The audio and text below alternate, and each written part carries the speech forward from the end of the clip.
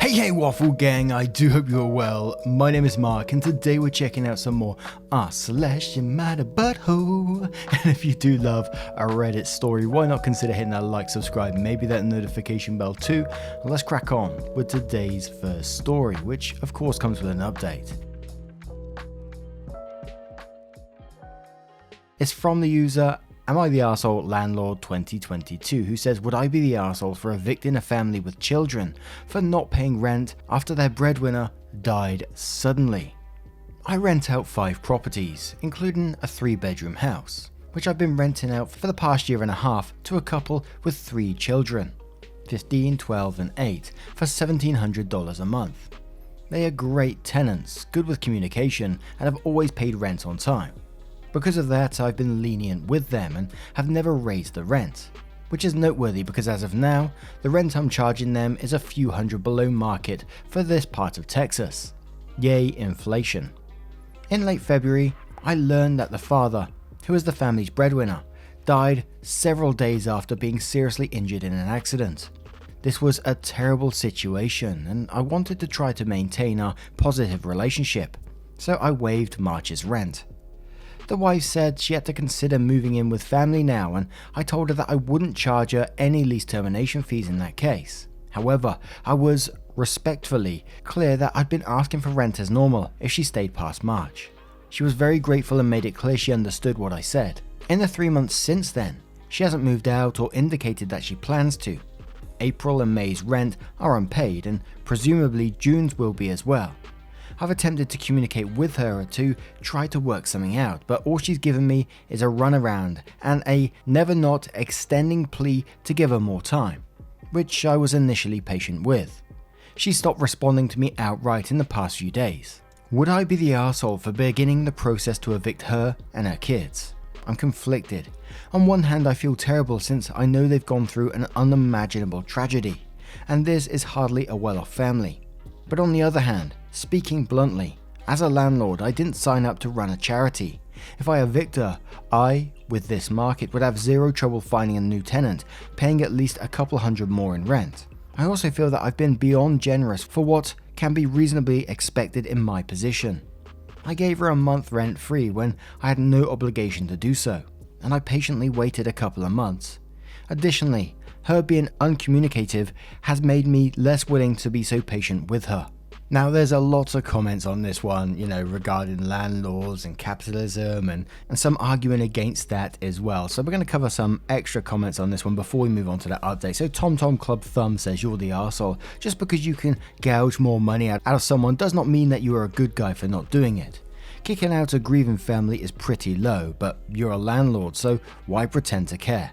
A Clockwork Orange says, not the arsehole for wanting rent. You're the arsehole for owning 5 properties though. At least you're not a corporation sweeping up real estate. Ambassador Penguin says, so I experienced something similar as a kid. We were in the process of moving out of our home that my parents owned outright and into a house that was owned by the farm my dad worked for when he died in a car accident. Like we were just a day or so away from having all of our stuff there, as most of our stuff was already moved. They gave my mum some time to process and grieve, but to figure out arrangements as well within a certain time period. It sucks, but it's life. Not the arsehole.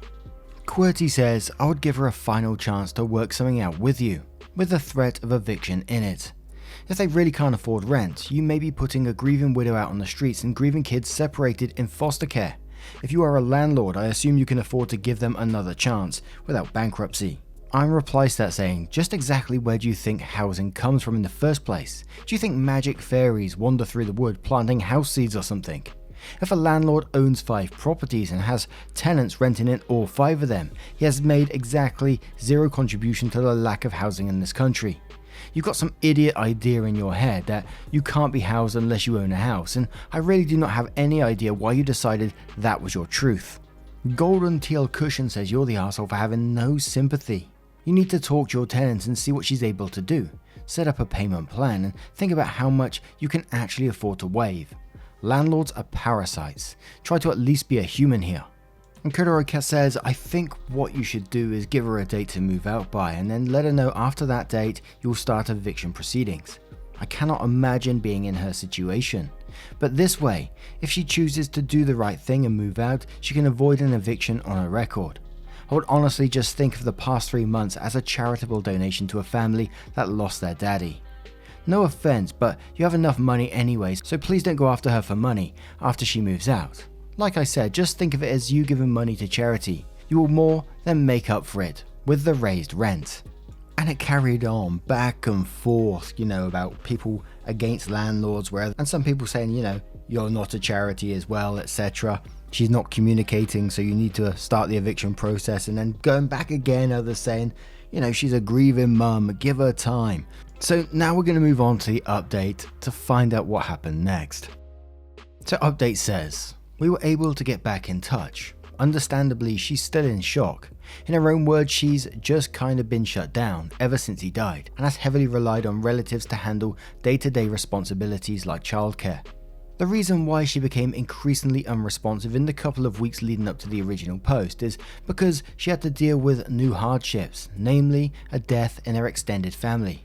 For you cynics, I found an obituary, so I know that's not a sob story. And one of her kids has been struggling particularly hard with grief and began acting out recently. But things have begun looking better the past week. While they didn't have life insurance, they did get an initial payout from car insurance a few days ago. Though she says the process isn't fully over, and health insurance covered the husband's last days in the hospital. She found other accommodations with another relative and has actually been moving the past couple of days. She said she was really grateful for my patience and understanding, and told me she'd be able to pay me the $1,700 for April's rent now, and asked if I could use her security deposit to cover May's rent and let these first 3 days of June slide. We met up at the house. Even among my past amicably ended tenancy tenants, it was really impressive to me how well she left it. Only inevitable wear and tear that's not hard/expensive at all to fix. I thanked her and gave her a $500 discount out of respect for her being so upstanding. She was very grateful, sent me the $1,200. I kept the deposit, and our landlord-tenant relationship is now over. I also mentioned that I'd be happy to be a reference in case she needed one, or if she wanted any free advice on renting from me. So a bit of a best case scenario here. My rainy day fund did take a hit to cover the April and May mortgage, but it's stabilized now. And with this market, I shouldn't have trouble finding a new tenant anyway. I'm glad things ended so well and no legal action had to be taken. Besides being costly for me, it wouldn't be in her long-term interest to have an unpaid judgment or eviction on our record. We both won here. I want to say that I do appreciate all the discussion the thread generated. While I obviously didn't agree with everything, Redditors do have strong opinions about landlording in general, and I knew that going in. I found the general discussion interesting and also saw some great advice I'd definitely keep in mind for future tenants. Hope you all have a good day and a good summer. And I gotta tell you again, the comments absolutely exploded on that update again, saying OP was just claiming, yay, I've got my money, everything's good in the world. But what do you guys make of this situation? Do you think it is a win-win like OP says, or do you have another opinion on the matter? Let me know your thoughts in the comments below, and let's move on to another story. And our next story comes from a throwaway account titled, "Am I the arsehole for lashing out at my brother and sister-in-law for dropping their kids off at my place, even after telling them not to? I, 30 female, live with my husband and my pets. Unfortunately, both me and hubby are infertile. Me endo and him with sperm issues. So no kids, instead we help out with my brother and sister-in-law's kids instead. 4 female and 1 female. I'm a freelance web developer, but I work remotely from home and the timing is very flexible. Hence why I'm able to divert more care towards my nieces. My brother and sister-in-law make just about enough to cut even and can't exactly afford exorbitant childcare costs and would rather allocate their funds to the kids, medical and school fees. I've been babysitting these children ever since the oldest was born, and now I also handle the care of the younger one. However, recently something really dreadful happened. That is, I lost one of my closest friends, and in a really terrible way too. Don't want to divulge much details. I have been in a really bad place since then, and the whole emotional fatigue has made me not even want to attend to work, which is why I specifically took a 2-week leave to rest and come to terms with my emotions. Sadly, my brother, feigning sympathy at first, said get some rest, and then did the exact opposite by dropping off my nieces when I specifically told him I need time for myself. He and sister-in-law then countered, saying that looking after my nieces would help me take my mind off things and that it was too short of notice. The thing is, I barely have any energy usually when the kids are over. I also take charge of the cooking, cleaning up after the younger one. The older one is now having June holes as compared to before when she'd just be at preschool. So now I have to attend to them simultaneously. I have no such energy to look after them. Like that, as of now, I can barely attend to my own needs. It is also a safety issue. Kids need constant monitoring, especially with my younger niece. Now my brother and sister-in-law are threatening me, saying that if I'm not willing to babysit for the next 2 weeks, I should refund them monetarily so that they can find childcare because of the short notice. I don't understand, was I supposed to predict my friend's demise or something? Looks like my only option is to pay them back monetarily for the childcare cost to lay them off my back. My husband thinks it's cruel of them to make me pay, but my brother says I'm being selfish and only thinking everything revolves around my problems. I'm really torn and burned out from all this. I just need a break. I did lash out on them for calling me selfish and have yet to apologize. Do provide judgment if they are fair. If so, then I'd be willing to compensate them. Edit. Sorry for not including this in my post. I do not get paid to watch my nieces. I've volunteered since my first niece was born because of my flexible work hours. Thank you for your kind words and judgment, by the way. I'm reading through all of it. Grateful to all of you. Now, from the very title, this was giving me like entitled people vibes when we used to cover a lot of those stories back in the day. You know, sister and brother-in-law would, drop the kids at your house and say, right, we're off on holiday for a couple of weeks. See ya. That kind of stuff. And again, I know I say it often, but what goes through these people's heads, OP's been through an absolutely tragic time. They're struggling themselves at the moment, and instead of having sympathy for that and saying, what else can we do to help you? They're trying to dump the kids on you and then make you pay because you can't look after them when you've been volunteering this yourself for 4 years so far anyway. It's certainly one of those situations where I'll be going, look, I'm not babysitting anymore from now on. Simple as, you bit the hand that feeds you. But Cake Eating Rabbit says, not the arsehole, let me get this straight. You've been babysitting for free for 4 years and now you should pay the parents for not doing that. Tell him to cut it out and find a different solution. Maybe other family, or you won't babysit again. Tell him he is inconsiderate, cruel, and ungrateful behavior is ruining your relationship and you won't let yourself be bullied in a time where you are weak. Alpaca Boba says, not the arsehole, they are way out of line. You gave them the equivalent of 25k plus in childcare for free, and they are demanding you pay when you need to take a break. What if you got sick and went to hospital? They would expect you to pay them then also. Probably. End your arrangement if it is no longer working for you. You have been more than generous. Opie replies saying, oh no, I don't think I have spent that much, but I do help out for school fees and dental fees as well, as my brother runs short. The food costs, yes, as well, but luckily diapers and formula for my niece was paid by my brother. Thank you. They're not outright about it, but they would persist on asking you to help out when they run short. And I care about my nieces, so I help anyways, which also puts the blame on me, because it is enabling their behavior. Thank you, this whole ordeal has made me reflect deeper on what I want. I love my nieces, but if future events like this happen, I'm scared of my brother and sister-in-law's lack of empathy. Maga says, not the arsehole, your brother and his wife got used to you babysitting and think they're entitled to it now. Do not pay them for not being able to babysit. It is their job to take care of their children. And one more from Coke Zero who says, I'm deeply sorry that you've lost your friend. Your brother and sister-in-law are using you. That isn't a good situation anymore. You need to write them a strongly worded message to say that due to your friend passing away, you'll be unable to care for their children. You understand that while this is inconvenient for them, hopefully because of years of work they have had from you, they will manage now. It's not your fault that they cannot find childcare for their children. Please, if you have not already, look into grief therapy. Take care of yourself first. They may be spiteful and say hurtful things, but that's not on you to deal with. Not the arsehole. Now, what would you do if you was put in this situation? I know OP wants to see their nieces and they love them very much, but I think this would still be a moment where I say, look, I'm not babysitting anymore. You don't appreciate me enough to deserve that. But let me know your thoughts in the comments below and let's move on to another story. And our next story comes from Housing Am I the Arsehole 00, who says, am I the arsehole for refusing to house my wife's daughter after she refused to house mine? My wife and I have been married for 10 years. Second marriage for both of us. I have a 19 female from my previous marriage, while she has a 26 female with her late husband. We both agree not to discipline each other's kids and that we wouldn't be a parental figure for neither of them. Last year my daughter left for college. A senior from her same uni was offering a room cheapish and she decided to move in. And aside from when she was at class, my daughters were home 100% of the time, and the roommate for some reason was mad at this. She ended up making my daughter feel bad and uncomfortable to the point she decided to move out earlier than she had to. She asked me for help since I'm the one who lives closer. My ex and I asked my wife if my daughter could come live with us for a month while we got her another place. She said no, because for her, my daughter was running from being an adult, that we shouldn't coddle her, that she was acting like a baby and that mummy and daddy shouldn't fix everything.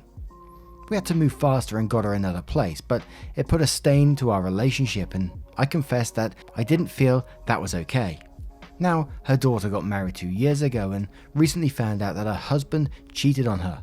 My wife decided she could come live with us indefinitely and that we would fully support her because she was a stay-at-home mum. I put a stop to this and I said that we wouldn't do that, or at least I wouldn't, and that the max she could stay here was 2 weeks while she got another place. My wife flipped on me saying that was not my choice since it is our house. And I said that's the same reason it's not her choice either. She was the one who brought my daughter's need and said that I was willing to house her and that I was playing favourites. I said I asked for a month, not indefinitely, and that yeah, I thought it wasn't fair she was expecting me to drop everything for her daughter while mine was just acting like a baby. She called me an arsehole and said this was totally different, then went to our room and hasn't come out yet. She refused to eat and I'm wondering if she's right. And we'll start off with Pretentious Fools, who says everyone sucks here. You all suck so much. I feel bad for your daughters. Firstly, both situations are completely different and aren't the same, so cannot have the same resolution. Have you heard of equity, not equality? When it comes to parenting, one kid may need more support than the other, and as parents, this is what you should be doing. Helping your kids out when they need it, depending upon their needs. That said, both your kids deserve a place to crash out when things in their life blow up. A toxic roommate or a toxic marriage are both very difficult things for each of them to be going through. Now, when you add toxic step-parents to the equation, it makes things even more difficult. Your daughter required support but was not given it. Now hers does, and while not giving it is fair, it's not. Her whole life just blew up and you guys cannot come to a consensus. The fact that you said stay-at-home mum implies she has children. Children who either have to live in that toxic household or be homeless. That's a dick move on both your parts. You and your wife obviously both resent your stepkids, and either you stop resenting them or just don't stay together, because it doesn't sound like you guys like each other. Being an arsehole to an arsehole also makes you an arsehole. Remember that, OP. Everyone sucks here. Please get therapy. Obligation No says, I don't know why everyone is downvoting that everyone sucks here takes, as they are clearly the most well-reasoned and empathetic objective takes. I hope OP realizes the internet is a petty place and his counter-argument is literally only reasoned through spite. Yes, your wife is an arsehole, however. My guy, please consider how you feel if the roles were reversed, even if you know you would have accommodated her request at the start, never having set off this assholery in the first place. If this was your daughter, your grandbaby, and her life crumbling beneath her feet, you would seek a compromise at the least. You don't have to cave to your wife's ridiculous demands, but don't throw the grandbaby out with the bathwater. You don't have to be that guy. Please. I'm taking these down votes for your team. Think about it. Infamous Wasabi says, not the arsehole, the hypocrisy of your wife is stunning. Her daughter can live in your house indefinitely, but your daughter cannot stay for 2 weeks. Tell her there is one standard. Adult children will be helped, or they won't be helped. There is no my daughter gets help but yours does not. Anarchy Acid says, not the arsehole. She's let you know exactly how she feels about your child. Believe her. She does not care about her, thinks she's spoiled, and doesn't like you doing what most decent parents would do. Now she expects you to bend over backwards for her child. And one more from Terra Draco, who says, not the arsehole. She's showing blatant favoritism towards her child over yours. What happened to both girls suck. I've had a shitty college living situation about being around a lot, so I know how that one is personally. And the fact that a stay-at-home mum found out their spouse was cheating sucks. But your wife can't make decisions without consulting you. And yes, people will argue that your stepdaughter has a child or children, but she's also an adult who should be able to not run away from being an adult, just like your 19-year-old was told not to. You need to talk with your wife, preferably with a non-biased therapist mediator, because if she can't realize why you are being generous in a 2-week offer after not getting anything for your child, you will need to decide what hill you are willing to die on. And now, what do you guys make of this situation? Do you agree with the everyone sucks here group or the not the arseholes? Let me know your thoughts in the comments below and your reason behind it if you'd like to share. Now, a huge thank you from the bottom of my heart for getting involved in today's stories and every story you get involved with in the channel. Some of you guys have been here for like 2-3 years now, is it? It's absolute madness. So thank you so much for what you do. It really does mean the world to me, and hopefully I will see you in the next one. Take care, guys. Much love. Wake up, get up, stretch my legs, eat some breakfast, milk and eggs, brush my teeth up, wash my face, throw my clothes on, start my day. Wake up, I can smell the smoke from the bacon. Let's go, see the sun shining from the windows. Okay, I know that today'll be a good day.